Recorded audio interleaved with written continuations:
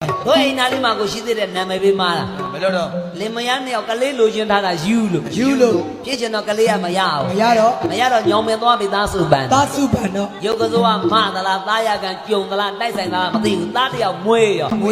သားတယောက်မွေးတော့မိန်းမကြီးကမလေးသူ့ဆန္ဒတော့ပြေးပါပါပြီတော့သူ့သားလေးနာမည်ပေးချလိုက်တာဘယ်လိုပေးတော့မောင်စန္ဒတဲ့လှလိုက်တဲ့နာမည်လေးအဲ့ဒါနာမည်ပေးမှားတာပဲဘာသွားလို့လဲစန္ဒတဲ့နာမည်ကဟော5-6နှစ်ရွယ်ကြကလေးကအစောမတ်တဲ့အချိန်ကျတော့တငယ်ချင်းနဲ့အစောလွန်ပြီးအိမ်ပြန်မရောက်အိမ်မရောက်တော့မအေးကွာသားတယောက်ရှိတာပေါ့ကွာမတွေ့တော့ပူတာပေါ့စိတ်ပူတာပေါ့ကိုတော့မအေးလုံးတဲ့လူကအရှိဘက်အိမ်တက်ပြီးတော့မေးတယ်ဘယ်လိုမေးတော့အကိုကြီးစန္ဒရှိလားအကိုကြီးစန္ဒရှိလားလို့မေးတော့အရှိဘက်အိမ်ကခေါင်းခါလွတ်တယ်ခေါင်းခါလေအဲ့နဲ့နောက်ပိုင်းသွားမေးတယ်မေးတော့မောင်လေးစန္ဒရှိလားမောင်လေးစန္ဒရှိလားဆိုတော့နောက်ဘက်အိမ်ကလည်းခေါင်းခါလွတ်တယ်တောင်ဘက်အိမ်မြောက်ဘက်အိမ်နဲ့နောက်ဆုံးမီးပွိုင်သားလေးကဆိုင်ကတုတ်ခိတ်စီသွားရောက်တယ်ရောက်